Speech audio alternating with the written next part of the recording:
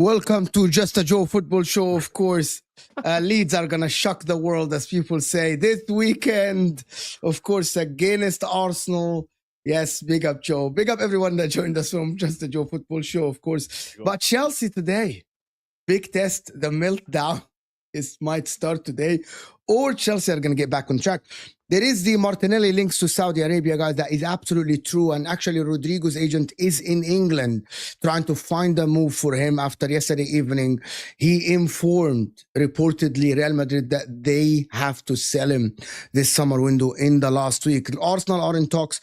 Liverpool are in talks. City are still on the cards, of course, if they sell Savio, as Fabrizio Romano have reported earlier yesterday that City are still inquiring and seeing if they can get the money for Savio. There is a hierarchy of City actually preventing Savio from going. They're blocking the move to Spurs, but Spurs in the mud. Like, listen, Spurs in the mud. They literally went to the girl, agreed everything, took her to dinner, did everything possible, and then at the end, she went home with the Arsenal Football Club. It's absolutely phenomenal saga that ended in 2 hours. You know, when you pay everything, you get the flowers, yeah, you get her in the car, you open the door, you take her to dinner and everything, and at the end, I'm not saying that Eze is the girl, but Eze is the girl here. But listen, he picks up. That is absolutely one of the best sagas I've seen in my life. And the meltdown is unprecedented from the Spurs fans, of course, but Arsenal fans are happy. To be honest with you guys, before I introduce the panel, I am happy that Eze went to Arsenal. There are 2 reasons for it. Because I don't think Spurs are going to go anywhere this season. Spurs, their ceiling is top 4, top 5. Arsenal are looking to win the league. As a football fan, I want to see a title race. And I believe that Eze gives Arsenal a lot of weight. He's different. He's someone that provides something that Arsenal don't have. And that is why I wanted to see him at Arsenal, of course. For Liverpool and Isak situation, Eddie Howe admitted that he had a meeting with Isak. The Liverpool fans are saying that they lied, but there was no information that he actually promised a move. But still, we are in this thing that I'm Liverpool's enemy number 1 against Hussam, that I say that Isak is the villain here. We had this altercation on Al-Ahwa, of course, on YouTube. That is not in real life, because we literally spoke after the show. People think we fight, but we don't fight, actually. You've been burning shirts of Hussam in the streets, mate. I'm sending stuff to his house in Jordan. You know, I'm preventing him from getting his money from MHF, from the second channel. I'm blocking the money. No. People think we actually fought. You know, like, people think that we actually, like, in disagreement, but we're not. We have a channel together. We just did shows on the other channel. We're not. But we got Rory Talks Football coming back to us. The celebrity that is on Sky Sports everywhere. You guys see Rory is absolutely doing a wonderful job, of course, guys. So go support Rory. His channel is in the description. He might not need to do YouTube in a year or two. He might only be on the mainstream media presenting on the field or something. I hope that one day Rory will be interviewing Eze and Saka on the field in the Emirates. That's the dream. You'll be there, I promise you. Just keep doing it. You'll be there. Maybe. Dan as well. Dan, like last season, he had like a lot of good stuff with the... Did you go to the overlap then? No. Did you go to Sky Sports? Definitely not. Did you go to Sky Sports? No. So where did I see you on the mainstream thing? Oh, the chat the other day was putting up a clip of me and DR Sports.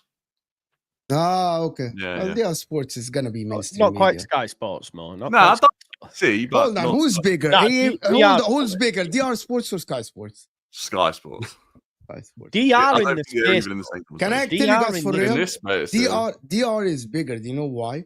Because people around in the world don't have access to Sky Sports. Only, I don't have access to Sky Sports. Only in England, Sky Sports. Yeah, of course. It's NBC. I'm not allowed to watch Sky. It doesn't come here. It's NBC in Egypt, in Middle East is being sports. Like we don't have access to the same programs you guys have in England. So it's only limited to the UK. But DR Sports is YouTube, so it's everywhere. Anybody can watch DR Sports. That's why I believe that YouTube is going to become bigger than the mainstream media because of the copyrights and all the stuff. 100%. It's just, it's unpreventable. Well, that streaming deal is absolutely huge for like the content creator space in football that they got around Bundesliga. Like that's massive. Yeah, Mark got the Bundesliga thing. I was speaking to Terry about it. We don't know how he's going to view the game. Am I muted? Oh no, it just didn't come through. I could just see you. I think as well, right? You've only to look. Listen, I'm benefiting from it being a finalist this year, but you can only see that Sky know the way it's going because that's why you've had the overlap. That's why you've had fan media brought onto their shows because they know that's the way it's going, right? You've got to move with the times. Let's be honest. But can I tell you something? They are trying, to be honest with you, they're trying to take YouTubers away from YouTube. They're not going to. Well, they can't take. They are trying to get. I can just picture Leonardo DiCaprio like in the Wolf of Wall Street. Like I'm not effing leaving. Not taking me from YouTube. They are taking the panelists of YouTube channels, even smaller ones, to do Sky Sports.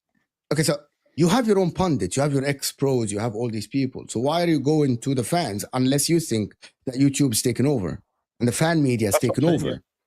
So I'm afraid this might happen. And Terry is always speaking about this. It's like, to be honest with you, we shouldn't be allowing them. Like, people can go on Sky Sports. People can do this. Sam went on Sky Sports and Ahmed went on Sky Sports and they did this, the Premier League show. But if you're going to be like taking panelists and doing like a whole hour show or something with okay, so that's really, you're taking away from the YouTube world. But listen, it is what it is. It's the big fish. It's Isak Liverpool and Newcastle thing.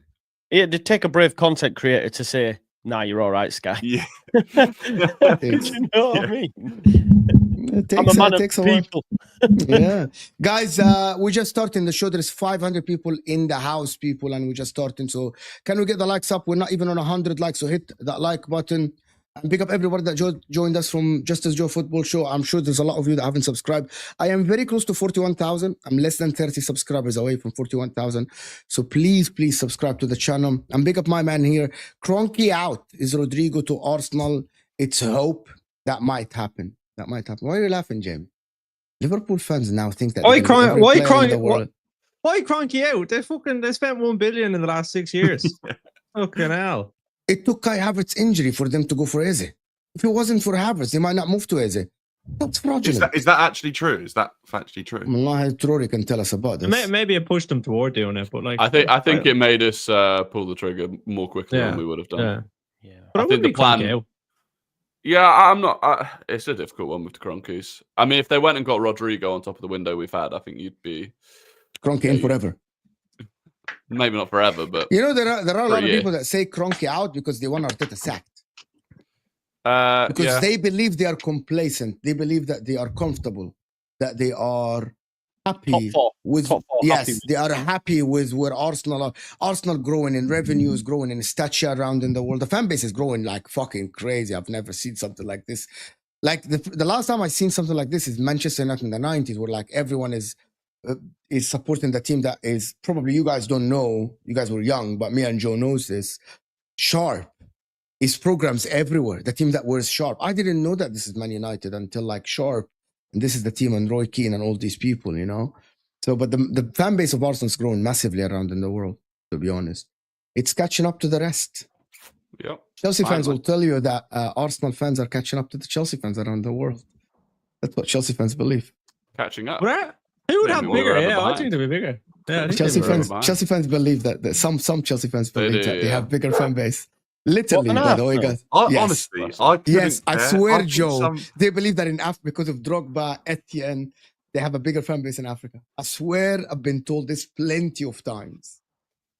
There's such an insecurity around some fans. Honestly, it's ridiculous. Every fan, Inter, Juventus, Milan, everyone, Real Madrid, Barcelona. We're bigger in South America because of Messi now. And Real Madrid fans will say we're bigger. The fan base obviously matters, but it's the club and the players on the pitch that need to do the talking. And for the last 20 years, we know who's been winning that battle. Go on, Dan. Shots fired. That's it for me. Like, done. Yeah. I don't know who's bigger fan base, to be honest, in the world. Liverpool fans, for example, speak to Hussam. He thinks Liverpool fans are. Like, how do they measure it? Is it through like social media followers? Is that how? Nah, it can't be through social media TV followers. Viewership. The only way to view fan base is viewership for the games in all the continents. That's the only way. By the way, I think it's the only metric. Yeah, but would you not get like for like the bigger team? Yeah. Would you not like bigger teams as well? You'd watch them more. Like, so say if it's like Liverpool against United. Like say all of us here probably watch that. Do you know what I mean? So it's not really a good indicator. It's also a lot of it's like if you didn't watch the game, would you actively seek catching it up on like YouTube? So like highlights and stuff. Oh, true. Yeah. The thing with social media followers is right. That, like, I watch Leeds and Everton highlights on YouTube. That doesn't mean Leeds fan base is big. Yeah, but you're not a casual football fan though. I think the scale is normally about the casual fans. What are the casual fans? Not us. Like we watch every game. We'll watch every game, right? We don't count as we're anomalies in that. Yeah, we are. We're weird. So, I swear to God, one day my mom is like, "You have to leave the room." It's I was young and I'm like, I watch football from 12 to 1 a.m. on 3 screens. Yeah, we're not normal. Like people think that I try to watch every game in football. Now I don't have time because of YouTube, but I used to watch Bundesliga, La Liga, Serie A, every game. Does anyone remember when it used to be Prem Plus? So you'd have Sky, but then you'd have like Premiership Plus and you'd have to pay for it, right? Well, me and my brother, literally, we didn't ever have it paid for us. So we used to sit there and watch the teaser trailer on loop, just watching the highlights. Like, we'd just sit there doing that. Here in America, you can watch every single game by $5, $2 a month, actually. Yeah, Jamie, it's so nuts, right? Like, we could all catch a flight, literally, for like 45 minutes to the west and be able to watch every game. Like, and we can't do it here. Oh man, I'm telling you, if you get a VPN and log in, so like just go into like a incognito window, log in with a VPN onto DAZN.es, and you can sign up for a DAZN account. It's €15 a month to get all the games. Now you have Spanish commentary, so you don't have Gary Neville in the background, but I pay 30. I pay $30. Get the 3 o'clock. $30 a year. Peacock in America, every single game. $30 a year. Yeah, it's mad. I think that's TNT on its own here, which is just Champions League and one. That's a month, right? I'm talking do you know Sky package with everything's going to cost you nearly 150 quid, man. Yeah. A year. Yeah. With like the whole TV, the sports, then you have to buy TNT separate, which is like 25 quid on top of that. I had to get rid of it all. Man. I reckon a month, by the way. It can't be far off 100 quid a month. I'm not even lying. If you want to watch every league, like even if you want to watch La Liga and Ligue 1, like they're a tenner each, 15. There is one channel in the world that has all the copyrights to all the things, which is in the Middle East, being sports. Yeah, and I think it's 100 quid a year. I think it's 100 quid a year. If you had a dodgy box, I'm not saying any of you do, but it's great to watch. And by the way, if you did have one, only in Arabic. They actually have the English commentators as well. Richard Keys. If that was him, Oh, I don't know yeah. if he's on it. Yes. Yeah, but Omar here in Egypt is saying being our monopoly scammers. They have every single game. Will any of you watching Goldbergs tonight with the Bundesliga at half 7? The problem is going to be Chelsea game. That's the thing. Yeah. It's a Prem game. Yeah, Chelsea are playing. Sorry, yeah. Chelsea play West Ham. It's a London derby. That takes precedent. West Ham to bounce back from the Sunderland defeat, and Chelsea meltdown is happening. We will be there. Yeah. But let's start actually with the football.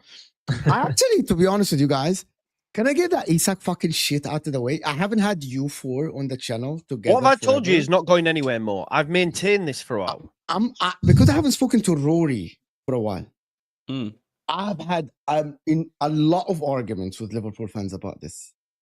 And a lot of them think that Newcastle lied. They promised him to leave and all the stuff. Do you think that Newcastle lied to him about leaving? Reading the tweets? No, I don't think so. I think I think they probably said, we will let you go if we can bring someone in.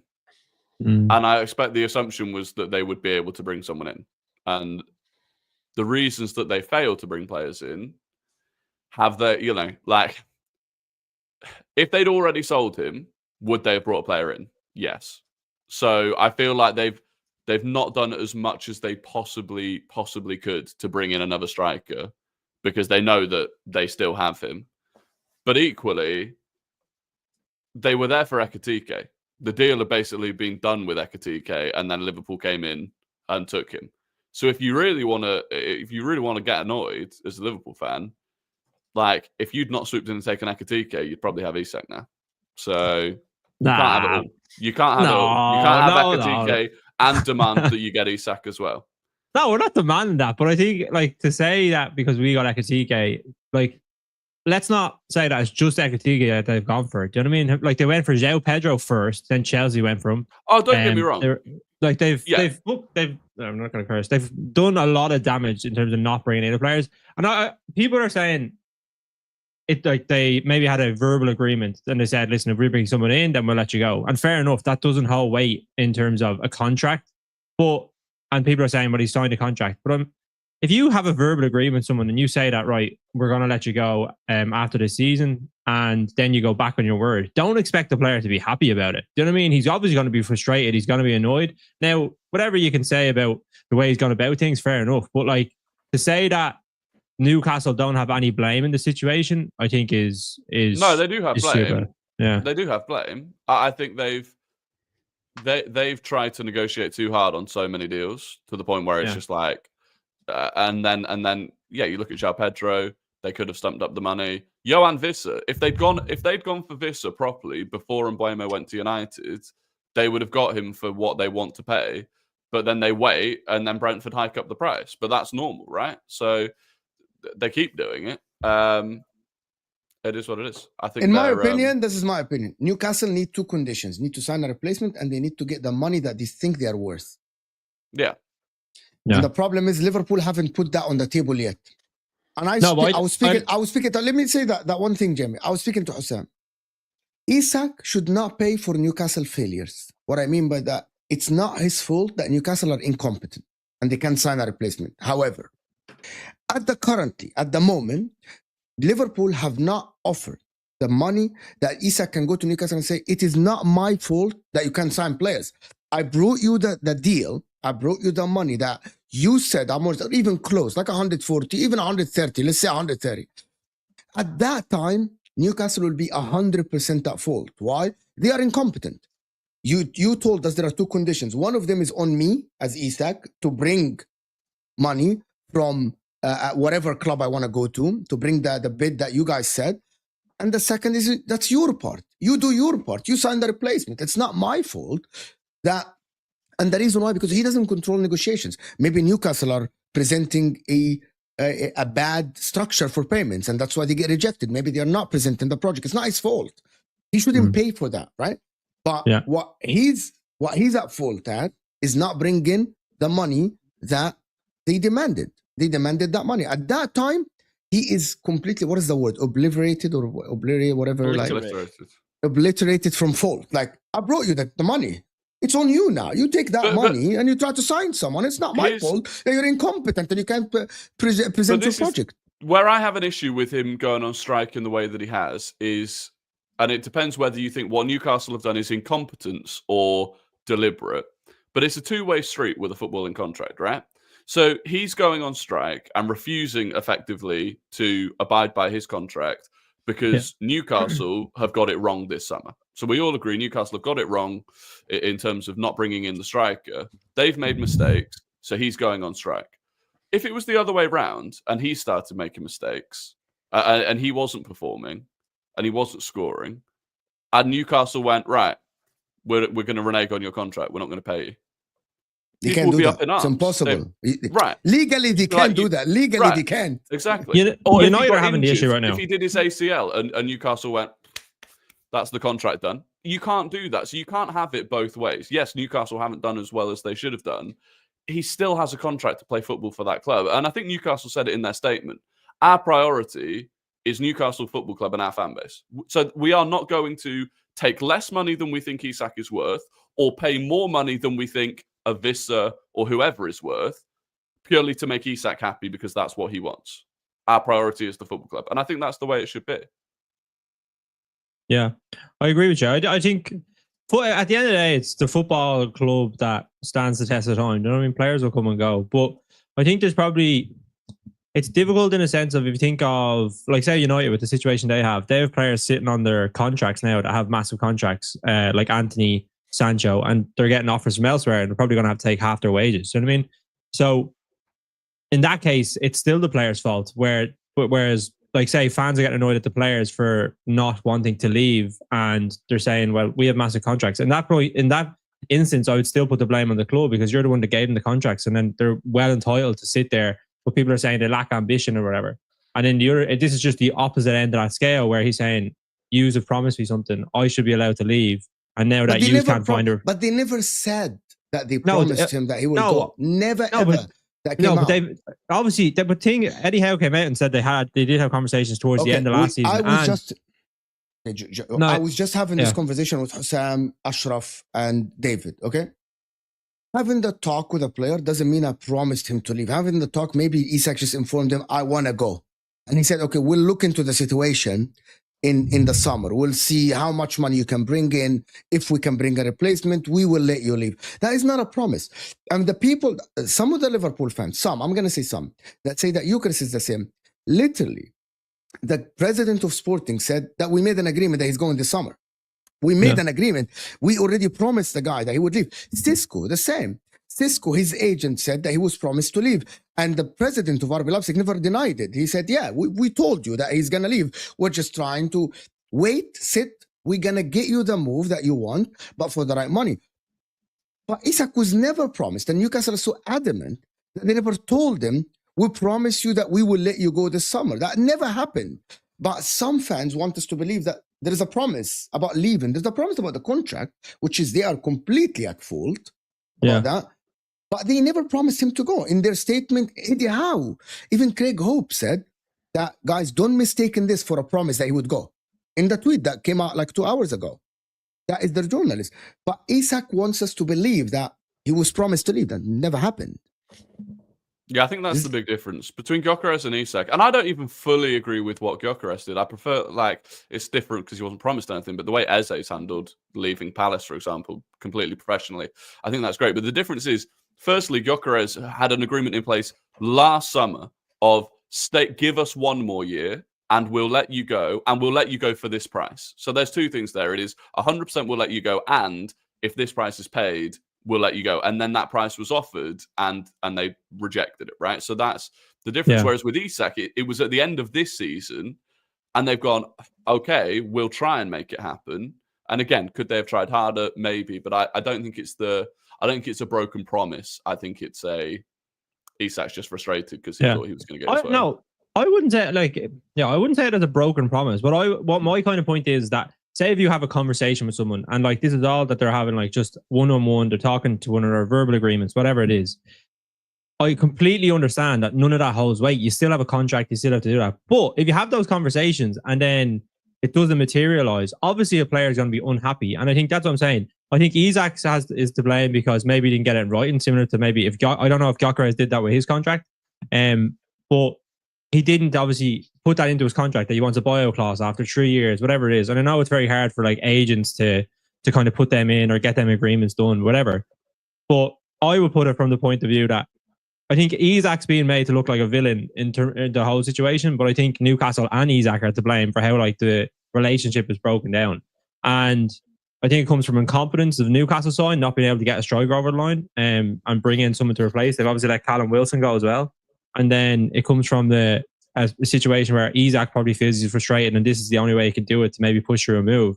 And that's why he's maybe like falling out with the club. So I think the most annoying thing, and the thing I wish players especially would learn, is that verbal agreements are worth nothing. Yeah. They are pointless. I disagree with you. Apparently Vissa was told last year if he stayed for another year, he could go for like 27 million, and now they want 60 million for him. It's if you want a thing in place that says if this is offered, I can leave, then ask for a new contract that has that written into it. Can I? Trossard got his updated wages. I have two opinions about this. Number one, a verbal agreement is binding, in my opinion. In my opinion, is binding because it's not in the opinion of legally. Legally, legally, it's not. But because we listen, a word is a contract. When you promise something, otherwise there are no promises to you, not to to good people. To the good people. However, I want to ask you guys something. If I promise, for example, Rory 20 quid a show, Rory doesn't get paid, but if I promise Rory, I'll send you my requesting it now. If I promise Rory 20 quid a show, right? I'll do it for 15. But then, and I promise him only 20 quid a show. And then then Rory comes in and I said, Rory, I'm going to promise you 20 quid a show, but you show up to every show and you bring me a certain amount of money. You bring income. And then by the time goes, Rory doesn't bring me anything to the show. That performance is less or something like this, or vice versa. Doesn't that give me the right to change it? That in football in term, if they promise Wissa to go for 25 and then Wissa goes and scores 30 goals, doesn't that give them the right to say, listen, we promised you 20 when you weren't doing well. Now you're worth way more. Can we at least ask for more? Does that give them the right or no? No, because I think that's just a one-way street, isn't it? It's like your benefit. Nobody benefits from that. But the thing is, I agree. Like I'm thinking about this and I'm asking. I don't know. No, well, the thing is, I agree. Like principally, like words should be promises. Verbally or non-verbally or written, whatever. Like you should stick to it. Football club owners who are billionaires do not become billionaires by being straight up loyal people, right? They lie, they're slippery, they're slimy, and you see that time and time again with football contracts, as we've seen. How many players this summer? Gyökeres, Sesko, Vissa, Isak. You can't trust what they say. I think because players do better than what the owners expected. Players do better than what the owners expected, and that is the case. And they're like, we think we can get more for you because you've done pretty damn well. Why am I going to let you go for cheap? But if it went the other way, if Vissa had a terrible season, but he wanted to stay at Brentford, but then Brentford wanted to sell him, they'd sell him. He couldn't go, no, but I want to stay at Brentford and prove myself. They go, no, you're getting sold. So that's the problem. It's a one-way street. Players don't ultimately have the power. Where do we think this is going to end? So we can move on to the football. I think it's 50-50 right now. I think he could stay and he could maybe go back and start playing games. Like at the end of the day, if they don't get a striker in, they're going into the season. If they get Vissa over the line, like Gordon can play up front. He's shown that he's played 10 games. He's 1 goal up front. So like Vissa, if they get Vissa in, then they're going to need another striker to complement them, and I think they will eventually bring him back into the team. And the football fans, as much as the Newcastle fans are hating on him right now, they're saying he should never play for the club again. If he goes out and scores a hat trick or 2 goals and gets them back in the Champions League, he gets integrated, signs a new contract with a release clause. They will welcome him with open arms. Everyone 100%. Knows that. Or he could go to Liverpool. Anyone who says they're not is bullshit, man. All football fans are fickle, man. Come on. Do you know what I can see? I'm never playing again for you. Harry Kane, the first game scores. I go, everyone is cheering his name. What I can see happening is, because earlier in the window, they were insistent they needed to bring in 2 strikers before they'd let Isak go. Yeah. Because they've lost Wilson. I don't think Osula is anywhere near the level that they hoped he would be at this point. So they were talking about needing to bring in 2. I could see them getting the striker, whether it's Strand Larsen or Viss or whoever else, and everyone going, right, now Isak's going to go to Liverpool. And then not going to Liverpool, and Liverpool not stumping up the 140, and Newcastle going, actually, do you know what? We've got Strand Larsen, so we don't actually need Isak to play, but we're going to keep him, and we'll let him go next summer, and we'll try and bring him back in. So I could see a situation definitely where they bring in a striker and still keep Isak for 1 year. The thing is with Liverpool as well, if they don't get Isak, they won't go for anyone else. Like, I think there's been a lot of talk within Liverpool side saying Rodrygo. Like he was going to get Rodrygo. No, like Liverpool said, like this is the reports coming out. If Liverpool don't get Isak, then they're not going to pursue any other deals. And I think they have shown that before. Like they did it with Van Dijk when they couldn't get him over the line. They waited and then they went back in for him in January. So I think something like that might happen. Especially, I think, say if Mo is going to be coming up to AFCON, if Isak is maybe a little bit available in January, like the relationship is a little bit more repaired between him and Newcastle, then I could definitely see Liverpool going back in then. But I don't know. I think it's 50-50 right now. I think after the match, I think it might, after the Monday, it might pick up a little bit of pace. We might get to see, because I think Strand Larsen and Vissa could be a little bit closer too. So I don't think they want to say anything is happening before the match, because it would just be chaos then. Yeah. You should watch Adam Cleary's video on YouTube. He kind of breaks down the actual, like, the way the transfer is going and why, like, Newcastle are feeding journalists information to obviously help them in their situation, and Isak and his agent obviously feeding people information, and that's where they're getting it from. So it's really interesting breakdown of how the transfer is playing out. It gives you a lot more insight into it, but you should go watch it if you haven't. Yeah, 100%. Football-wise, Liverpool-Newcastle. We start there since we're on the case. Is that the game we judge Liverpool on? How do you guys see the game going? I mean, you can go. It's an open floor, and do you need a license to talk? Stop. Put your hand up like Zoom. You're gonna put your hand up. Money, man, I want some of that money that Rory's on, so I'm just being polite. You know what I mean? Do you know what? Newcastle beat them. Newcastle beat them on Monday. I genuinely believe this. I'm gonna say it with chest. I'm gonna put some money on it. Gamble responsibly, folks, because I'm convinced that with everything around this game, that atmosphere, the players' mindset going into it, I think they beat them. I think they beat them. I think they run all over them. Them Newcastle players, and listen, Liverpool are a good side. We know that, right? They'll still be favourites even if they lose that game. But for me, I just think everything around it, I think they beat them. And that's not, it's just how I see it going, right? I've just got a feeling that with everything happening, they're going to go to that ground. It wouldn't surprise me if they met. And again, it's not the players' fault. It's not like, but the Newcastle fans are an unforgiving bunch, and they will let Liverpool know that, you know what? Okay, let's go. So, and I think the players, we've seen it. The likes of Dan Burn, Gordon in interviews, they're pissed off. It'll be the easiest team talk ever. For Eddie Howe, the easiest team talk ever. 100%. Go and show Isak what an idiot he is for wanting to go and join this team. Show him what we've got. That midfield is not to be messed with, right? Oh, it's brutal. It's brutal. Liverpool are to blame in this. Newcastle, they're going to try and take. I think Newcastle will be all fired up. Liverpool might get an early goal, and then like you just hear like a lead balloon. It's all the energy will come out of it. I think Newcastle without a striker, like against Villa, you don't want to have against Villa, Newcastle, they were the better team, but they looked dead up front. They don't have that kind of option where, like, Anthony Gordon's probably going to play striker again, and then Alanga off the right. But they looked okay. You look dead at fullback. What? You look dead at fullback, either side. Frimpong's out as well. Conor Bradley, we thought he's injured. He's back. Yeah, but I'll tell you where I thought Liverpool looked really weak when players were running at them. Like, I felt that obviously Semenyo was able to run through that team, and a couple other players got on the ball, carried the ball almost through the Liverpool defense. Don't say that. Don't say that. Yeah, but I would look at players like I would look at players like Alanga, Barnes, Gordon, and if they can get on the ball a little bit deeper than where the back four might be and start running at them, then I would worry about Liverpool in that sense. Joel Linton's first tackle on Florian Wirtz. That's going to be a heavy one. That's going to be a good one, yeah. Watch, I'm telling you now. I'm going to have a video coming out later on. I'm not messing. He'll do 4 horrible tackles and then he'll get a yellow card. The ref will be like, let's let it play. Joel Linton. I actually think that Joel Linton is not the one to be afraid of. It's the other guy. It's Bruno. Man. Bruno G, man. Yeah. You guys, everyone is mistaking Joel Linton to be the guy that is bad. Yeah, but they're smart. Joel Linton is smart. They rotate. Yeah. Yeah. They go one at a time. Like the difference is Joel Linton, I said that yesterday, is not subtle. He's out of the air. He goes into tackles and stuff like Bruno Guimaraes is that guy. He will go into the tackle without anyone noticing, leaving the studs here, stepping on your foot. That is Bruno Guimaraes for you.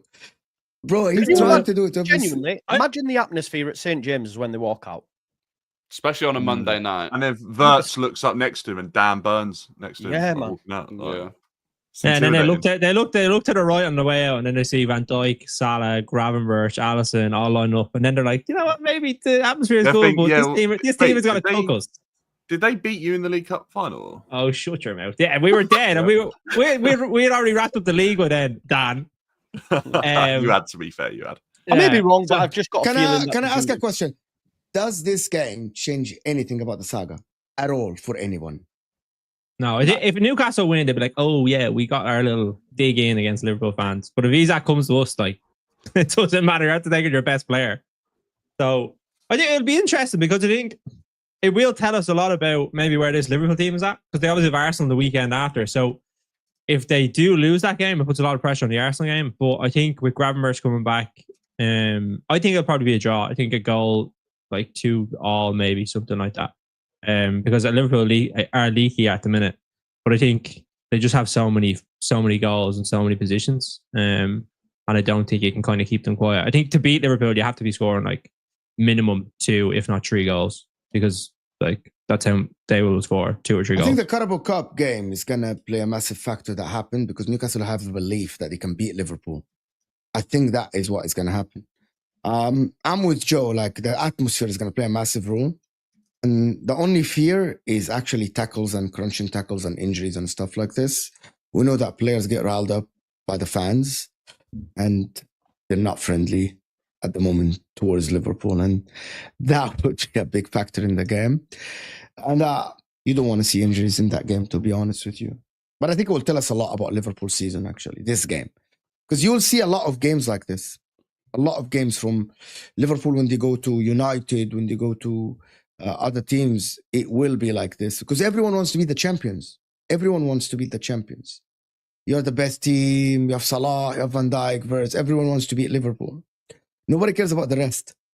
Easier said than done. No, but the thing about it, I'm being serious.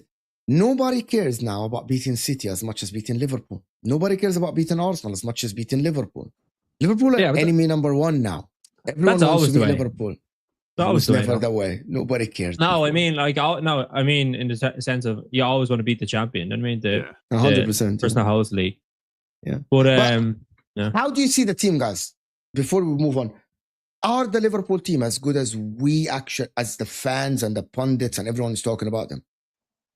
They are going forwards. I think going forwards, they could be even better than they were last season. I don't know if Salah will put up the numbers that he put up. But I think as a whole, I think they'll be a better attacking unit and I think they'll play probably better, more eye-catching football.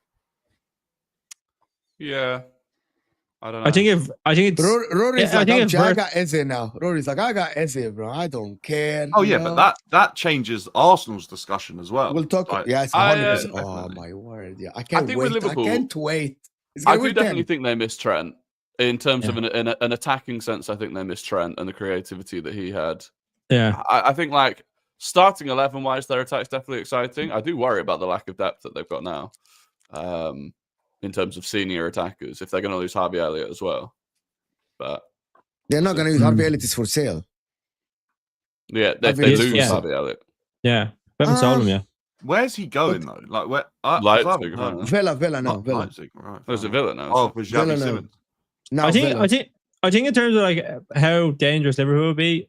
I think Salah will I don't think he'll have the same amount of numbers this year, but it's maybe like similar. He's obviously going to be missing Rapcon too. But I think it actually comes down to Wirtz and how well he adapts, because with Trent gone now, that creativity is moved into the centre attacking position for Liverpool, and we haven't had that in a long time. I think that's why we're trying to find a balance right now between what actually way our midfield works, because last year we just had like McAllister is really good on the ball, but he's not the same level of creativity as Wirtz, and he's very industrious in terms of getting around the pitch. And then you have Szoboszlai working beside him, Gravenberch. But I think it's a little bit unbalanced now. I think Slot is trying to figure that out. So I think if Wirtz does start putting up the kind of numbers, say we got, I don't know, 15 goals, 15 assists. So like, I think that would be a big stretch, because he got 12 and 12 in the Bundesliga. Like if you do something like that, then I think you're looking at 15 goals and 15 assists. He's definitely player of the season.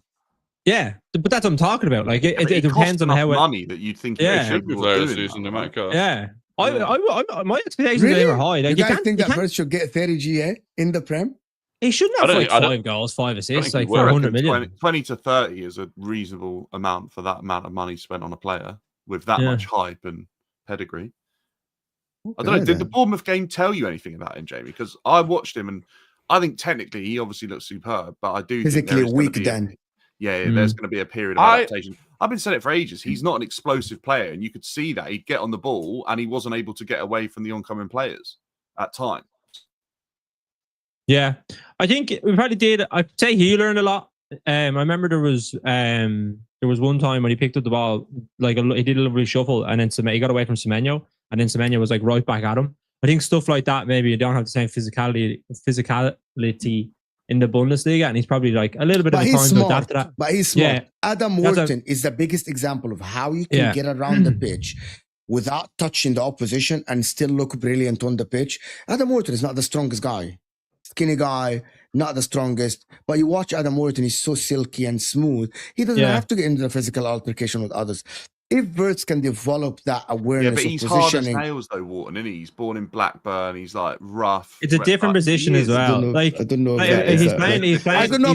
I can't talk about it. I don't know where he was born, Wirtz. I don't know. Yeah, maybe he's from the streets of Germany. But you need to. Mo, he's playing 30 yards ahead of him as well, so he's playing a lot more compact position where he will be getting tackled a lot more, whereas Wharton has a little bit more space. I think that's what it'll come down to in terms of how Liverpool click. Will Wirtz kind of be able to maybe adapt a lot quicker than what he did against Bournemouth? But if he starts putting up like consistent numbers, which we're hoping that he will do from a Liverpool point of view, then I think Liverpool are just going to be really hard to stop. And if they actually, which they can do, they have Kanate, Van Dijk, and Alisson. If they click defensively, then I think they're going to be very hard to stop for the league. And then if they get Isak on top of that, that's the depth issue resolved. So no, if you get Isak, if you get Isak. It's tough he for can just the put league. The attack on his shoulders and carry them, can't he? Even if Salah is not playing, seriously, even if Wirtz is not performing. Gakpo, your man. Kind of I think Gakpo is has someone that been doesn't get enough credit. That first game, Gakpo is like... You don't rate Gakpo, He's not as good as you guys make him be. He's the best left winger in the league. He's the best left winger in the league. In the first game, Dan, he showed me for the first time since joining Liverpool what he's really capable of. Like carrying that left side, driving at people, dribbling and doing something like this. I'm not going to say that he's going to continue like that. Luis Diaz, when he first joined Liverpool, I remember he was so explosive and amazing, but he fell off after a period on the sideline injured.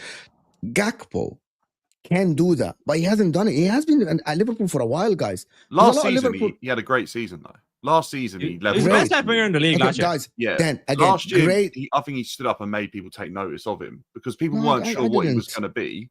And he come off the back of a Euros that was pretty good. And he went into last season. And I didn't think that, Dan, to be honest with you. I think his GA was lacking a little bit. If he get 2 GA more than Martinelli, who had an awful season, I know that football is not only GA, but I'm watching Gakpo. Yeah, but Martinelli was guaranteed and nailed on to start every single game. Gakpo was obviously in a team that was rotating him in different positions as well. Is that not a fair point, Jamie? Like Diaz was obviously playing Gakpo, Salah. I don't know. Jota. I need to find his numbers. I think he did play a lot of games in the league last year, though, to be fair, on the left wing. You know who actually suffered? It was Diaz who was pushed out of position because the Gakpo can't play anywhere else other than left wing. He can only play left wing to get the most out of him. So Diaz had to go up front. But how many goals did Martinelli have? That doesn't make sense. He had 12 GA. Gakpo had 14 GA in the league. In the league? I only judge in the league. Why? I'm someone who, the reason why, unless you're winning the champs for your team, unless you're doing wonders in the Champions League for your team, you cannot judge a player in the because remember, Liverpool played different oppositions than Inter, than Chelsea this season, than Arsenal. So it depends who you play. But in the league, all the teams play the same oppositions. I know different circumstances, but all the teams, and it's consistent. Like, for example, Declan Rice last season, I thought he had an underwhelming season in the league. But because of the 2 goals he scored against Real Madrid and the performance he had even in the second game, Declan Rice was viewed different. So I'm not going to judge a player based on this Champions League. We don't play the same teams. For example, Inter reached the final, completely different route than what Man City reached the final. So I'm not going to judge the Inter player playing Benfica, Porto, AC Milan versus Man City playing Real Madrid, playing Bayern Munich. Yeah. It's different. I can't judge it. It's based on the opposition. But in the league, everyone plays the same position. Everyone. And that is that is a fair comparison. You're playing the best right? teams. You're playing the best teams in Europe. I still think you should count Inter all didn't this play stuff. the best teams in Europe. But we didn't. Who did you play in the league? Arsenal or in the league phase? Arsenal, Barcelona. No. I mean, like 2 years ago when we played City in the final, we didn't play the best teams in Europe, which we literally didn't. We got but then you have to suggest that, you know, like teams might have taken their foot off the gas in the last 10 games, 5 games of the season. You got to worry about whether or not the player was injured when that team played that team. So to do it for one competition, you got to be that harsh on the other competition. In the Prem, you might play an Arsenal team that were chasing the league in December, or you might play an Arsenal team that had quite clearly put all their focus into the Champions League games in in April. Fair enough. That's a very fair argument. To have Gakpo in our side over Martinelli, right? Yeah, I think I'd 100%. I would do it. I'm not going to be disingenuous. 100%, without even thinking about it. Gakpo is a better player. He's so underrated. His finishing's quality. He's good. He's good, but I don't think he's like that. I don't think but you rate Robert Sanchez as a goalkeeper, so I'm not sure. Mate, I'm going to haunt you with that all season, you know. All season. And until Chelsea challenge for the title of Robert Sanchez, I'm doing a show solo with you, just talking about Sanchez. Just talking about Sanchez. We'll do it on your channel. Golden Glove. Golden Glove. Imagine he gets a clean sheet in the first game, though. He got a clean sheet in the first game. Tonight as well, to be honest. I think they'll get one tonight. I'm not sure. We'll talk about Chelsea. Let me do this couple. Guys, there's 1,000 people here in the house, guys. Can we get the likes up a little bit, people? Hit that like button. Come on, help the show. If you're new, subscribe. Need to get to 41K maybe before the game tonight. Imagine Vert's winner 90 with Isak celebration. Bro, they're taking the piss. The fans are going to go into the ground. The fans are going to go into the ground. In before a 90-minute Virgil van Dijk winner with Isak celebration, right? Why Liverpool fans are so obsessed with pissing off Newcastle? Like, I don't get it. Why? It's so obsessed. I think Newcastle. To be fair, I think some Liverpool rivalry now. No, I think some Liverpool fans have been stupid in terms of like they're like free Isak and they're like taking their frustration that we haven't maybe gotten over the line. But like I think Newcastle fans are retaliating a little bit toward that. But like I don't think Liverpool fans have anything like to blame in terms of the way the transfer has gone. I think that's more between Newcastle and Newcastle. There's such an entitlement. There's such an entitlement to we should just have Isak because we're the title winners. And if you compare it to if you compare it to the way that they hounded Trent, who actually just completely abided by his contract, did everything above board, just chose not to sign a new one, yet he was the devil. I think it's kind of crazy. I've had a conversation about this as well. I think the Trent situation is different because when you think about it with Liverpool, so when you come from like Liverpool, if you come from North London and you play for like say Arsenal, any of that kind of, same with Chelsea, any team, I don't think there's a team bigger than yours in the sense of like you dream of playing for Liverpool, you dream of playing for Arsenal, you dream of playing for Chelsea. So I think there was a lot of frustration that like he felt that he was saying that that's it, like the dream is to play for Real Madrid, when I doubt that was ever the case when he was growing up. Do you know what I mean? It was to play for Liverpool. So I think that was a bit of a frustration, and the fact that we didn't get any money from him. But listen, like we said early on, fans are fickle, and it's just there is a sense of entitlement that like because we're a bigger club, we should just automatically get them. But I'm more the case of like you have to obviously fulfill the obligations of what Newcastle want, and Like that's the way it's going to work. That's the way it's going to work. If we don't get him, we don't get him. But yeah, with Trent going, I was like, listen, you want to go? Like, we only want players that come to the club. They draw at St. James's Park. Arsenal beat them at Anfield. That's 5 points away. Some Arsenal fans think that they can beat Liverpool at Anfield. We've got to beat Leeds first. Let's focus on one thing at a time. On Rory, that's the spirit, son. That's the spirit. Expecting 30 GA from Verts is crazy. Liverpool got 86 goals last season. We want Verts and Isak for big games, not to pad numbers, big players, big games. 86 goals in the league, though. I'm saying 30 GA across all comps. Yeah. Okay. You're repeating what Osam said, Giannis. And Liverpool fan refereeing our game. No red for Saliba, please. Yeah, the Arsenal fans made a lot about this. And how did he know that he's a Liverpool fan? It was widely published because he's Australian, and before he moved from Australia to England to referee in the Premier League, they'd had like entire YouTube about Liverpool or something like this. Not YouTube, but he'd done an interview with an Australian thing about how much of a big Liverpool fan he was, and like yeah, like the dream. Crikey. Obviously, he'd never get to referee. You know, at I Anfield. refuse to believe that referees are biased because they support a club. That's a job, being a referee. Yeah, I don't think there is an unconscious bias. It's my job to talk about football. I undoubtedly have a bias towards Arsenal when I do it, even if I don't think I'm being biased. Well, then you can't be one. Fair enough. We'll see if he does something. Before we go to Arsenal... You can't be objective when it's your football club. I said... There's too much emotion. I said Newcastle could beat Liverpool. Nothing more. The chat was like, fucking idiot, he's fucking clueless. I only said I've made it's a 2-horse race. I picked one team, not yours, and then they just go mental. You can't be objective. Yeah.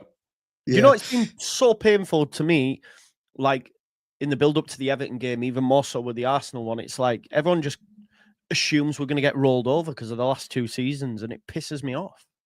We'll talk about the game. I want to touch on the Chelsea game. I mean, I do think we'll get beat against Arsenal, but my point is we just get no chance. We get given no chance whatsoever. Yeah. And about the Chelsea game tonight. Chelsea have an emergency in defense. They're in my fantasy team. They remind me. And in attack, Chelsea looked lackluster last game. Massively. Looked so underwhelming. People say it's only one game, but I'm expecting the same exact way of playing today. West Ham. That's been a repetitive theme throughout, like the Maresca managerial period, hasn't it? There's been times when Chelsea definitely were lackluster in front of goal. We had huge periods of time last season where Jackson, Cole Palmer couldn't find the back of the net for a long amount of games. But okay, so I was speaking yesterday to Nina about this, and basically, if Chelsea faced the same problems as last season, after signing João Pedro, getting Estevao, getting Delap, and Palmer being a year older, Enzo being a year older with more experience, basically haven't improved. The Club World Cup means nothing then. And the Conference League means nothing. You either have to say, are they signing the right profile of players, or is it a system-based approach that's causing the issue? You've really got to analyse both of those matters, I think, if Chelsea struggle with the same sort of problems that they had last season, because they've spent enough money to suggest that they felt that if they did have problems, they've replaced it and hopefully fixed those issues. But also at the same time, if they believe those players are good enough and they should fix those issues, and their performance metrics look okay everywhere else bar certain things, then you have to assess whether or not the manager's getting the best out of the talent that's been brought in. And that's just what every football club will have to do. So that is the question that I need to ask. Is it only one game for Chelsea that happened? Are we expecting Chelsea to be much better than last season? West Ham are, excuse my French, wank. They are useless. Chelsea will beat them 100%. Like, even with how Chelsea are right now, I think there might be issues. The one thing I think about with how, Dan, I know you're saying there about like them signings.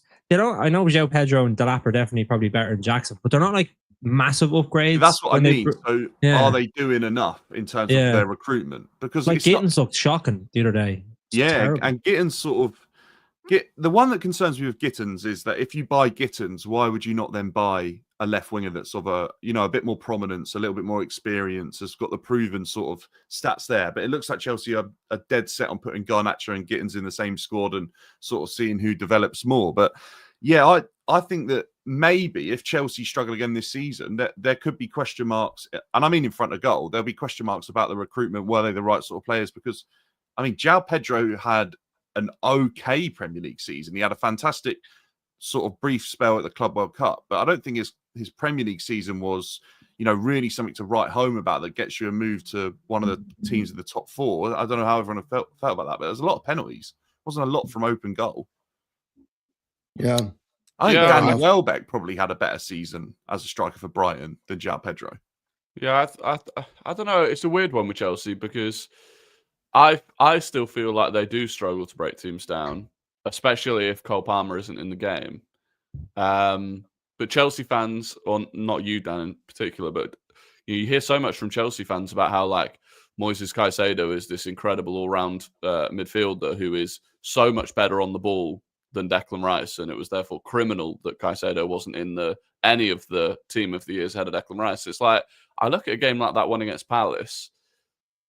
What was he doing to unlock that game? Very little. In fact, a lot of the time he was dropping into the middle of the back three. So, yeah, I don't know. I feel like there are some creative issues within it, and the issue Chelsea are going to face. And I said this, the better you get, the more teams will respect you, the more they will sit in, the harder you will find it to break them down.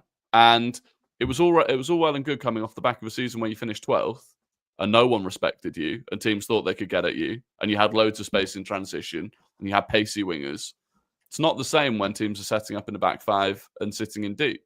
And West Ham, by the way, back 5 will sit in deep tonight. I think their midfield is. But Dan touched on the last episode, Rory. Me and Dan touched on this. Statistically, Chelsea still faced very good low blocks last season.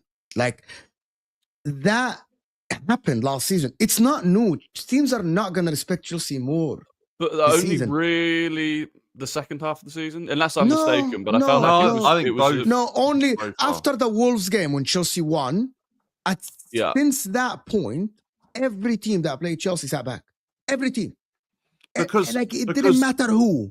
I can't really remember. The teams looked into the data and assessed how Chelsea performed against low blocks and realised that was the way to set up. I think there's like an assumption that worse teams will always sit back in a low block now and make it difficult against any team they play. But I think in recent years, we've seen the Premier League open up a little bit more and teams will take the game to bigger teams. And we've seen like Man City get turned over and teams like Brighton get surprise results and Bournemouth and other teams like that because they're not afraid to take the game to these teams anymore because the manager's put in so much work and is probably a lot more tactically astute than they were 10, 15 years ago, right? But I think Chelsea proved that they struggled to get results against teams that sat there in a low block and basically isolated the areas where Maresca wants his team to get on the ball. Like Palace made it so difficult that first Premier League weekend to get the ball into like Marc Cucurella inverted. Sarr just screened him off.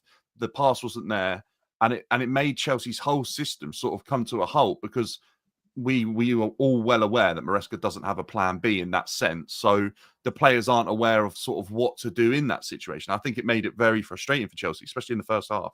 So there's no reason Potter can't look at that and go, right, I know exactly how Glasner's set up. I know some of these players in the Chelsea squad. I'm going to make it difficult for them. But I do think there's does Potter know how to do it, though? Yeah, but there's a huge difference of quality as well between Palace and West Ham. And I think that's where... And coaching as well, I think Potter is cooked. Yeah. Dan, you coach your club, it's cooked. It's cooked. Yeah, I think Graham Potter's really not done too well for himself since leaving Brighton. And I think the thing about it, for him. Yeah, the thing about Potter, I don't think Potter is a defensive coach. He won't be able to coach a team like West Ham to actually defend as good against Chelsea. I don't think Graham Potter's an attacking coach either because his he's just a passing coach for Brighton. Yeah. Pass the ball around and that's about it. You remember again with Brighton? Brighton they used to pass the ball very well, but not create anything. They just have a scoring problem. Didn't they have like They had like a good XG though, didn't they? I think Brighton, wasn't Yeah, that? they didn't Brighton, they were score. XG champions. Yeah. They were like Yeah, champions. XG champions. Champions. Were they not? But I thought maybe my mind is wrong, but I thought they were all right under Potter. Like They had were okay. Savio. I They think were Deserbi okay. were They right. weren't top great. 7, 8, no? No, They didn't get Europe. Okay. They were, did and get then Europe. Deserbi came in, and we all went, right. Okay, the that's team where can it do these things. Yeah. You know that. Yeah, exactly. Yeah. When Deserbi comes like, oh, the players can do this stuff. Yeah, They yeah, just yeah. Graham Potter was not coaching them the best, but it is what it is. Okay, my man here is saying VAR Arsenal of Odegaard handball penalty isn't biased. Bro, you've gone back 2 years to a decision that had nothing to do with what we were It cost talking us about. the league, because- Rory. It cost us the league. We had won that Yeah. game. Our momentum was carrying us. Yeah, but an Arsenal fan wasn't the ref, Yeah, so true. there wasn't like bias. It was just bad refereeing. Shit, Reverend. Mo, how do I Yeah. become a member of your channel? I don't know what you mean by a member. Do you mean like a panelist? You can just text me and DM me on Twitter if you have a YouTube or you do any content member, to like- invite. Where you You I know, don't know like if a a- member here or you mean a member of a panel. I don't know. But if you become a member here, to be honest with you, membership, I stopped offering anything for members, to be honest with you. Members are just supporting the channel, basically. Same. That's it. Gittins had no preseason. Lol, he played 2 games. Yeah, that's true, but he was still shy.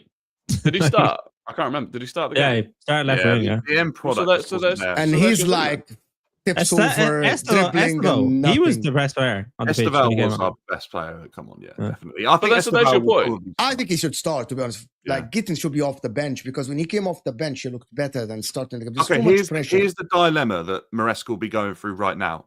Is that Pedro Neto arguably looks better off the right-hand side, as does Esteval. Gittins probably looks better off the left-hand side, but isn't going to offer as much.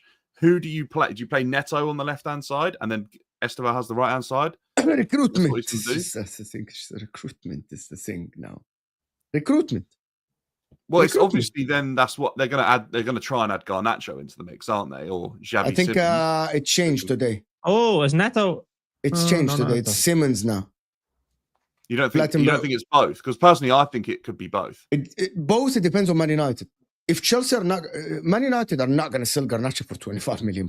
It'd be idiots to do that, right? Like, it'd be But stupid. okay, so the issue I have for Neto off the left is I think it removes any goal threat he has. I think it removes it, and his goal threat isn't massive, but I think it gets completely removed. I think we've seen him off the right hand side. There's definitely an element of his game that increases cutting in to his left foot. I think it all gets removed on that left hand side. So it's an interesting one.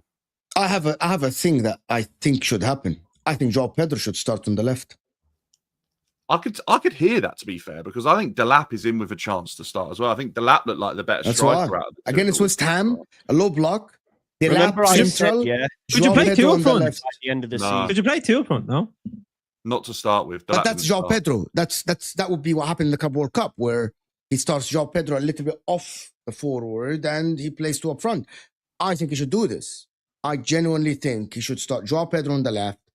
His problem, which is, I think I've said that last time, is he doesn't trust the defense. So he doesn't trust his fullbacks to go fully be like Liverpool fullbacks and go forward, be touchline wingers. So that No, but wingers, the actual wingers. he doesn't want his fullbacks to do that, though. He did it in the He's Club World inverted. Cup, though. He did it in the Yeah, Club but World I Cup. think at the Club World Cup, I think he thought he could experiment because he almost didn't have the expectation of winning that or being pressured into a certain thing. He knows he's got to win every game he sets up for in the Premier League. Obviously, we went and won it, and we got fortunate with the side of the draw that we were on, because I think we have to make that clear as well, is that Chelsea's tests in America weren't at the same level as what PSG played or some of the other teams. And we come I think unstuck that a little if bit. he doesn't do this, against then I think it's going to be his downfall. what? Not overlapping the fullbacks, not having Yeah, the and- fullbacks but helping that the was a wingers. I think that would be his discussion- downfall. Well, that was a discussion we had so many points last year, was there's such a reliance on his tactics for himself and the success that it's brought him that he won't change away from them, even when the situation presents itself that he could do more, he could do something different. And we're seeing that with a lot of managers now. It's not just Maresca, but You don't have the tactical awareness, with all due respect to Arne Slot, who, even though he plays with wingers and Trent doesn't go to the line a lot, he isolates a lot. Your wingers are never isolated one-on-one with the fullbacks. They always have two on them. I don't know if that's true because I think in the league, yeah, we do see our wingers one-on-one with a fullback. I think that is one thing with Maresca's system, that he did allow players like Madueke to get into that sort of opportunity and take on his man and drift out into those sort of touchline areas to create the battle. And because the fullback doesn't push on, it then also doesn't mean that area of the pitch gets crowded. The fullback cuts in or drifts inside. The man marking the fullback goes with him inside into the inside of the pitch to create that space for the winger, right? And I think that happened. I was screaming last year that every time Madueke had to dribble two guys to actually get to the byline, majority of the time. Yeah, maybe because teams decided to double up and not worry about the fullback was coming in. Because if that fullback that was sort of allowed to drift inside was Malo Gusto, they probably didn't believe. What is he going to do? Yeah, but they didn't believe there was a goal for it. But if that fullback was Reece James, then I think the situation changed a little bit. And I think we saw that with Reece James as that iconic goal last season against Man United, where he drifts inside completely sort of free and creates the goal at the end in that game. But it's just a system that Maresca's got his approach. He's completely set on it and he's not going to change. And if those sort of systems or those situations present themselves, I don't see him doing much more, to be honest with you, to allow his fullbacks to push on and become touchline wingers, because that isn't in his philosophy. That's not what he's shown he wants to do. I still think he's done well enough with his system and probably done better than I expected. And I think we'll do probably better this year than we did last year. Last question. Should Chelsea panic if they don't win today? Yeah. Maybe, yeah, because West Ham aren't very good. Any team that doesn't beat West Ham this season, I think West Ham are going down. I think Chelsea win comfortably tonight, you know. Yeah. We'll see. I think with Chelsea as well, I don't think they're not going to be fluid. Like, they had the Club World Cup. They had like a good mix of new players coming in. They didn't have a proper preseason. Like, I think it might take them a little bit of 5 to 10 games. They might be like stumbling to get results, and then they might start to pick up a little bit. Yeah, I think it's a bit of a delayed start for Chelsea. I said definitely after the first international break, I wouldn't even really be taking any notice of where the Chelsea team are at, because there's still huge talk about players leaving, players coming in. I still don't think the club is settled, and I think that's the one thing I'll say over the period that Clearlake have been in charge is I don't think Chelsea's ever felt settled. And I think there's been so many new additions. The squad this year already looks completely different to the squad that started last season. It's absolutely crazy. That turnaround, I don't care whether the players are separated into different areas of the training ground. I don't think it could be good for any team. I just don't think it can be. Chelsea should have gone all for Ekitike. Okay, the names. It depends. Just a simple question. I need one answer from somebody, because I had this argument yesterday. Should Chelsea have gone for Ekitike only, or it's better to have Delap and João Pedro together? Like, should Chelsea have spent the 90 million they spent on both Delap, 30 million, and 60 million on João Pedro, or go for a top striker for 90 million? Delap's going to continue to grow. I think no concerns. Okay, if you guys are like, I just asked. The Enciso, here we go, was utterly hilarious. Apparently, Man City did it before. I thought that's the first time that we get a here we go with 2 shirts and blue coat, not a club. Apparently, Man City did it 2 years ago. What is that? Did Chelsea actually want this guy? He's been on loan more times than fucking whatever. No, they bought him. Blue coat. It's another Brighton player, isn't it? So obviously, it's weird though. DJ said, "I'm a DJ, but would like to come on one day. Be my guest. I'll do a call-in show. You could just come in." Oh, I thought he was going to play music for the panel. Does he get 20 quid? DJ, if you're a real DJ, please contact me on Twitter or Instagram. I need something from you. I thought it was going to be like Love Island, where we all get one night with the DJ. More the cats told me. Do we get a bird as well? Gittins and Noni Madueke is... I'm not sure. Kind of crazy the way that they're spoken so differently, given that they were the exact same price. And with Gittins, it's like, well, you know, maybe he'll start, maybe he's not good enough, maybe we'll bring in Garnacho. What's the age difference, Rory? Probably what, 3 years, maybe? Gittins only like 21, I think. Yeah, it's 2 or 3 years, but it's just crazy the way that Gittins is almost in the same position as when Noni first joined Chelsea. But then you bought 2 years difference. 2 years difference. 2 years. Yeah. 2 years difference only. Arsenal Football Club, Eze. That is such an exciting transfer. Question. Very, very, very good question. Number one, before we talk about it, Joe, any hope you get anything out of Arsenal this weekend? Nah. I think the only way we can... You already robbed Everton. You can rob Arsenal as well. No, we didn't rob Everton, man. You definitely robbed Everton. No, we did not, man. Why are we doing this? That was not a penalty. Listen, I know you're a Liverpool. I know it's not a penalty. And no, I agree with you. I thought it were going to be overturned, but I'm not going to care because we battered them, right? So we were by far better than them, right? We deserved the 3 points and we got what we deserved. In terms of Arsenal away, the only thing I can think is if we can get them to 0-0 at half time. And then see where we're at. That's the only thing. Because Arsenal, they're a nervy club. The pressure's on this season. The manager, the players, the fans. And if you're 0-0 at half-time after, I don't know, City have beat Spurs at lunchtime and Chelsea have won against West Ham, are they getting a little bit nervy? And that's it. But if we concede early, then it could be long. But it's a 7-0. I think it'll be 2-0. I think there's too much of this like, oh, Gyökeres is going to cook against these lower end teams. Well, we will see. We will see. Joe, were you shocked at the way Everton set up against you, by the way? Because I was quite surprised that they almost set up like they were scared of what Leeds might offer. Like they play Man City. Did you see that? Like they were playing Man City. I was like, what is this? What do you mean, what is this? We're Leeds United. That's what this is. Yeah, but Joe, just be real, Joe. Be real. Against the newly promoted you don't expect Everton or David Moyes for that sense to sort of set up. I don't think they had a choice, man. They got run all over the midfield. You were battering them. You were battering them. Yeah, you were. Every play, every play was dangerous. Yeah, exactly. So don't be coming, we cheated them or we robbed them more. In terms of penalties, you robbed them. It wasn't a penalty. Seasons will be not. Joe, I have to be consistent, Joe. League, mate. I'm telling you. I have to be consistent, Joe. That was not a penalty. And if this is called against your team, you'll be absolutely... That's not Leeds' fault. That's just the incompetency of the referees or VAR. I don't know why would they call it. I don't understand. Why wouldn't he overturn it? Like, I didn't understand. His hand is right next to him. It's not above his shoulder. That's what they're saying. It's because he's lent to it. I agree with you. And I've argued with Leeds fans because they say it's a penalty. But listen, if it's given against me at that time in the game, I'm raging. But I don't care. For Arsenal then, Eze... Question, do we think Arteta is going to use Eze the correct way? Because I saw your tweet, Rory, yesterday when everyone is saying, Eze, why do you go to Arsenal? Arteta's not the coach. And you're like, why is everyone assuming that Arsenal play the same way? Yep. I'm little plug, making a video about this later on, about how we're going to use Eze and why. So he doesn't want to burn his opinion. No, I will give it because I'm sure most people in the chat won't go and watch the video anyway. So look, there's two things, right? Firstly, this idea that Eze is a 10 and can't play off the left is like, you look at the way that Palace play, they play with Eze and Sarr as nominally 10s, but they are effectively wide players. Like Sarr throughout his whole career has been a right winger. He's playing as a 10. And you look at any sort of heat map, touch map, dribble map of Eze, a large amount of it happens out on the left-hand side, and then he comes inside. So I'm happy for him to do that.